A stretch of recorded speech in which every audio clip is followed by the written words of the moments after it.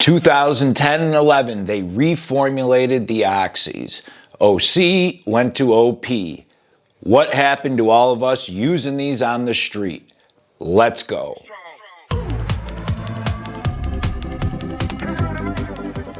Hey Ruggs, the Soberdog coming at you. Got the little goatee working. What do you guys think? Never really had a goatee. Got a couple patches, but give it a shot. Got my little Hercules in the background. It's one of my souvenirs from the trip to Arkansas and Tennessee. So I'm back putting out videos. Yeah. Hope everyone's doing well. Please remember, Soberdogs does not promote or condone any drug use. Please seek professional medical help if you have an addiction. Always shout out to our patrons. Thank you, thank you, thank you. You're the ones keeping Soberdogs going. And anyone else who'd like to help, check it out. A lot of people know, or maybe some don't, from roughly 97, 96, Purdue got approval. In 97, it really got pushed. The Oxycontin, the formulation, which was the OC, the original pill. That pill we loved because that pill was incredibly easy to manipulate for abuse purposes. That's also part of the marketing that Purdue knew was going on and didn't say or do anything about. They knew people were abusing it. They knew that it didn't last as long as they told the FDA and doctors it lasted. And people were just crushing these things up, snorting them, smoking them, injecting them, whatever. Purdue actually, in some of their internal documents, talk about how they know this, but it's good for business and don't want to bring it up.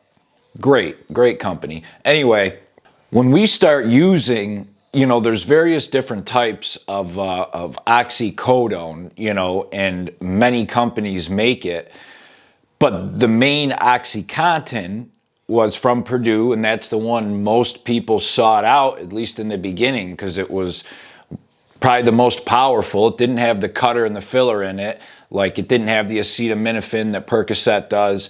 So we all loved it. In the early 2000s, it was relatively cheap. You could get an Oxy 80 for 15, 20 bucks. So fast forward, 2010 comes around. All the opioid, epidemic is getting a lot of traction. In the news, Purdue's getting, busted and hit with a lot of stuff. So they put into the FDA a reformulation request, and the FDA approves it in 2010 to take their normal Oxy 80 and reformulate it to a more tamper-proof version. So they get approval and they do it, and then in 2011 they come out with, it's basically the same thing, but if you look at the pill closely, the old ones say OC 80 or OC 40 or 60 or whatever milligram it was.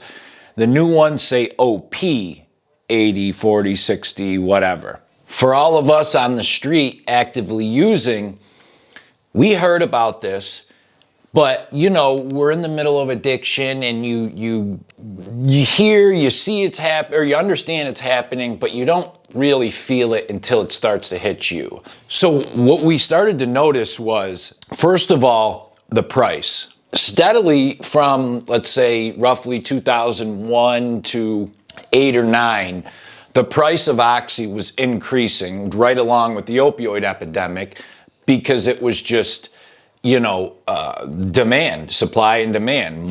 There was more users steadily rising, more people realizing they could get high off this, more people getting prescriptions. All those years, prescriptions are going up. I remember the first time I ever went with somebody to buy an Oxy 80. I was young. I was 15. And I went with a certain person who was older than me to another individual's house to buy them. We didn't even know what they were. So this would have been like 2002, I think. The guy was, here, try this. And I think he sold it for like 16 or 17 bucks to the other individual I was with. Fast forward in, 2012, 2013, my last couple years of using in Pennsylvania, where I went to college, that same pill was going for 110, 120. Insanity. And that whole time it was rising. But now when the reformulation came out, you could see like a quick, immediate rise on the street. All of a sudden, overnight, every dealer $5, $7, $10 more per pill. Why? Because it's a little bit harder to get. You also had everybody who was getting a prescription running to their doctors trying to get as many scripts as they could in, and doubled if they could, before the, because the new ones came out and they were like slowly trickling into all the pharmacies around the country. When you go to a pharmacy to get your prescription, they were going to get rid of whatever they had left and then start the new ones. Some pharmacies are smaller than other ones, don't have as many prescriptions, blah, blah, blah. So I remember addicts running to different pharmacies. They'd go to CVS or whatever.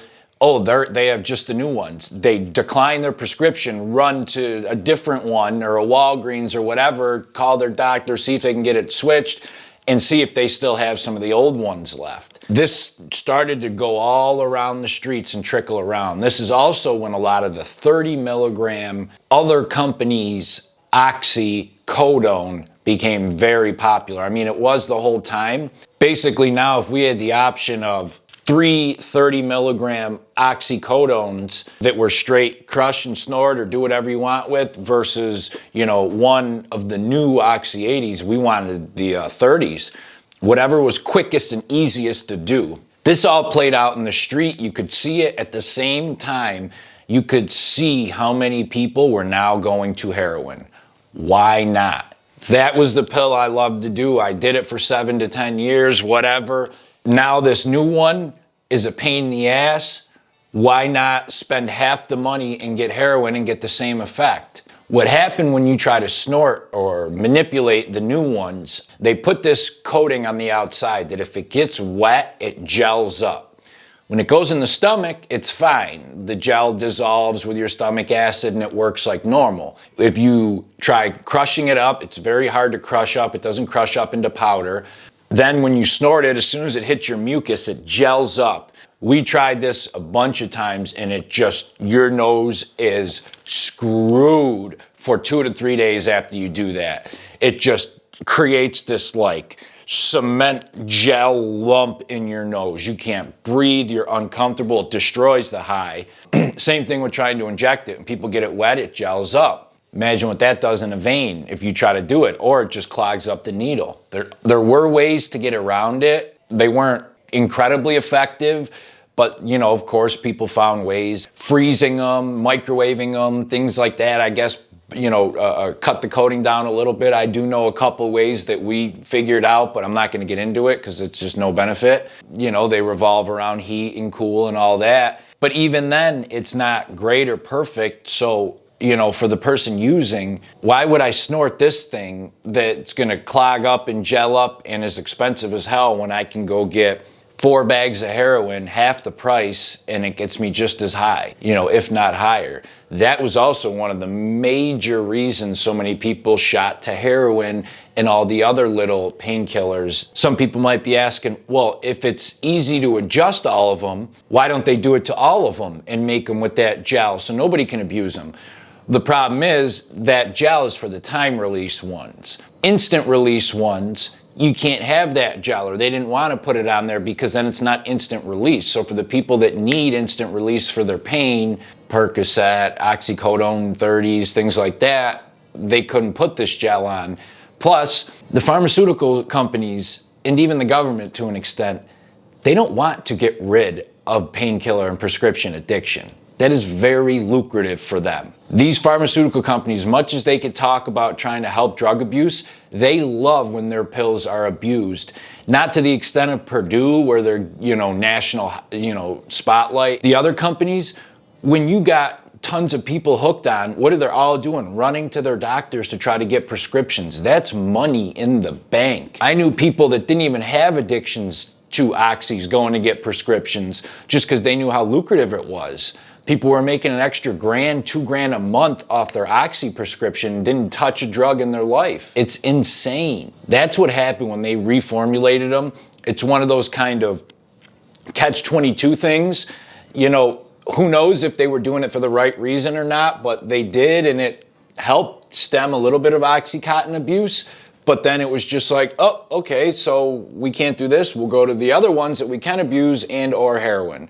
And that's how it worked out. Seeing it play out in real time on the street was insane. The price jacked up. A lot of people did some desperate, insane things for money around then. And you saw just the whole system working in a way that was insane. Thank you, everybody. If you get value from Soberdogs, hit that subscribe. K Ruggs, the Soberdog, and I'm out. See ya.